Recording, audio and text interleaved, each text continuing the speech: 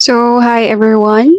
And this is the problem number 7. Kanina, nag-discuss si Sir regarding sa transaction number 1, which is cash received from delivery services because delivery service yung nature of business niya.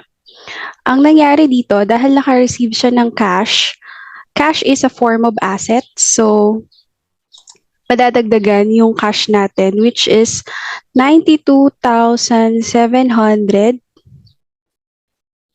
Ayan. And then, income din.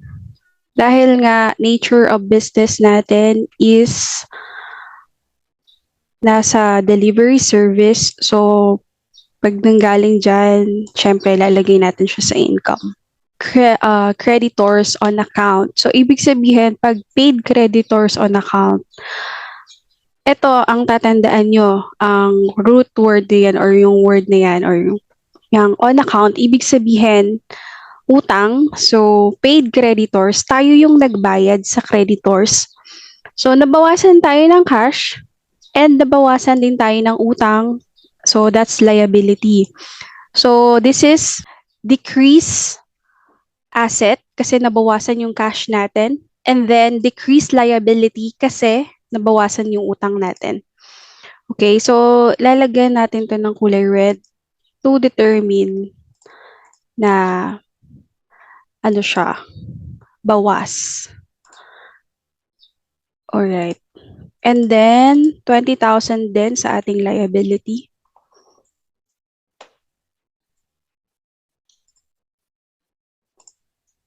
Okay.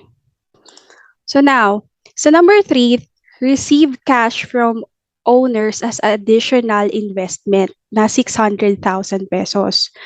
So, i-analyze ulit natin receive cash. Ano yung nadagdag? Okay, cash. So, pag sinabing cash, asset yon. So, halagay natin 600,000. And then, dahil capital yung nadagdagan because the owners added investment of 600,000, ilalagay natin siya dito. 600,000. Wait lang. 600,000. Now, number 4. So, parehas yan receive cash. So, increased in asset kasi nadagdagan yung cash natin. And then, increase in capital kasi nagdagdag din ang owners ng additional investment, which is the capital of 600,000 pesos. Now, number 4, paid advertising expense of 5,000. So, dahil gumastos tayo, ang nangyari is nabawasan yung cash natin dahil nagbayad tayo ng expense natin, which is the advertising expense. So, this is decrease ng asset, because of the cash. Wait lang. So, paid advertising expense. So, less cash na 5,000. And then, nag-increase tayo ng expense na 5,000. Okay. Number 5, build customers for delivery services on account, which is 55,200. Ang nangyari dito, nakapag-render na tayo ng service, which is our income na 55,200. Pero sabi dito, on account. So, mapupunta siya ngayon sa accounts receivable ng ating equation. So, madadagdagan yung accounts receivables. So, pag sinabing accounts receivables, saan dapat siya? So, that's in assets. Sa asset siya. So, madadagdagan yung asset natin ng accounts receivable, which is 55,200. Income din natin is madadagdagan siya ng 55,200. Ayan. Okay ba yun? Okay na ba tayo dyan? So, nadagdagan yung income natin and then our accounts receivable as well. Number 6 is supplies for cash. So, purchase. So, bumili daw tayo ng supplies for cash na So pag sinabing supplies, it's also a kind of asset. Increase in supplies kasi asset pa rin siya ng company, hindi pa naman natin nagagamit. So that is increase in asset. Ayan. So increase in asset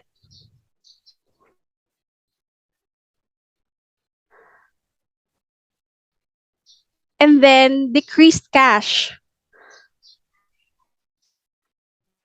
So nabawasan yung cash natin. So decreased in cash.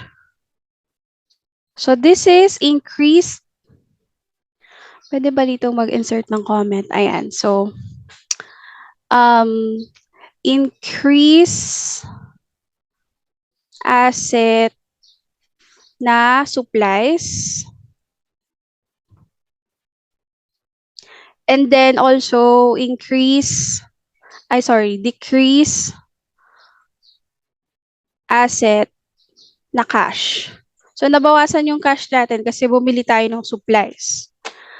Alright, so next natin ay paid rent for July 20,000 pesos. So dahil nagbayad tayo ng rent, another expense yan kasi nagbayad tayo ng renta. Anong nabawas sa atin? Siyempre, yung cash natin, which is 20,000. Alisin natin yung decrease. Ayan. So, nabawasan ulit yung asset natin ng 20,000 pesos dahil nagbayad tayo ng renta. Pero nag-increase yung expense natin dahil sa renta na yan. Okay. Now, next natin is receive cash from customers on account. 25,400. 25,440. Yeah, sorry. Ayan. 25,440. And then receive cash from customers. So nadagdagan daw tayo ng 25,400. 25,440. Wait lang, hindi ka red.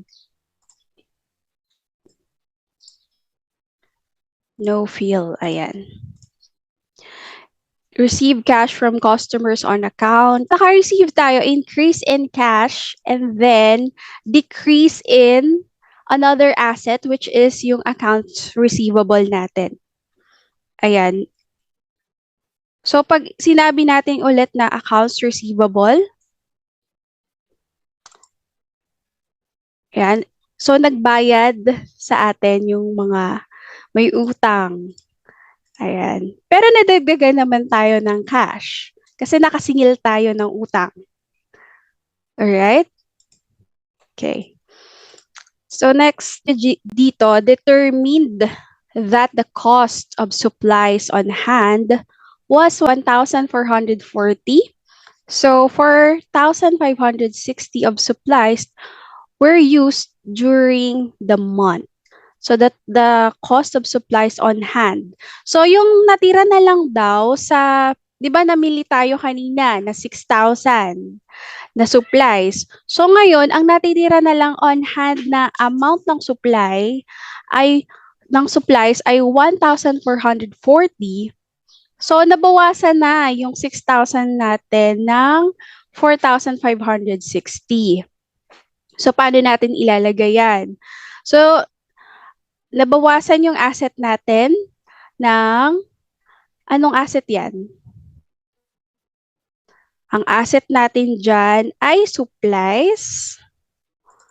So, this is, ayan, decreased in asset. Anong asset yan? Supplies. Okay, so insert tayo ng comment. So, this is decrease in asset, which is the supply. Okay, and then, dahil na ubos na siya, ilalagay natin sila ngayon sa expense.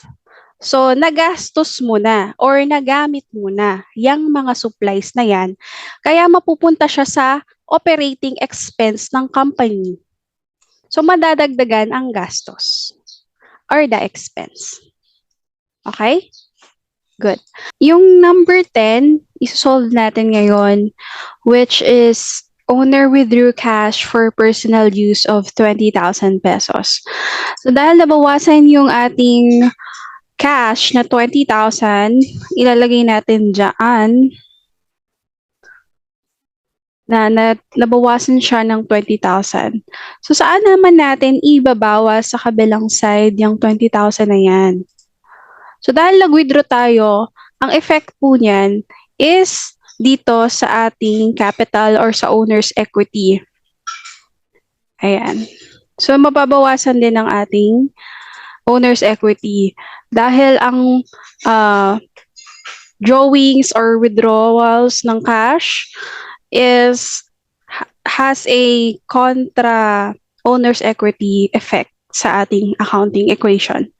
Now, let's have a recap. Number 1, so na-example na yan ni Sir.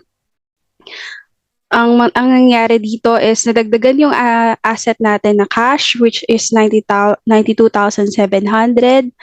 Number 2, this is decrease in asset and decrease in liability dahil nagbayad tayo sa ating creditors or sa ating mga utang. Number 3 is increase in asset, which is cash, and then increase in capital dahil nagdagdag tayo ng investment, 600,000 pesos.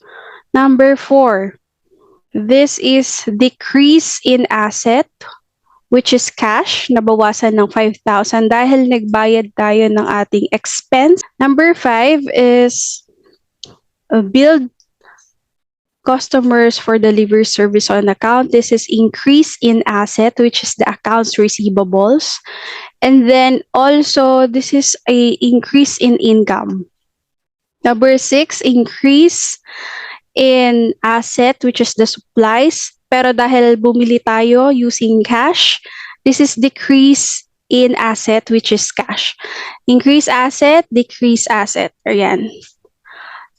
Another asset. Yan. Number 7, paid rent. So, nagbayad tayo ng rent. This is decrease in asset, which is the cash. And then, increase in expense na 20,000 because of the rental expenses. Number 8 is receive cash from this is receive cash from customers. Wait lang, mali pala yung spelling ng customers natin. Ayan, receive cash from customers on account. Ibig sabihin yung na-build na natin or meron tayong accounts receivable, nagbayad na sila ng 25,440. So, nadagdagan yung cash natin at nabawasan yung ating accounts receivable. Increase in assets and then decreased on another asset. Number 9, so dahil nabawasan yung asset natin na supplies, so this is decrease in asset na 4,560 and then increase in expense na 4,560 dahil nagamit na natin yung mga supplies na yan. So, this is a supplies expense na. Number 10, again, decrease in cash na asset. So, decrease in asset and then decrease in capital or the owner's equity. Ayan. So, thank you so much. Sana madami kayong natutunan. And I'll end this already. If you have questions, just ask me kung meron mga clarification. Yes, you know where to find me.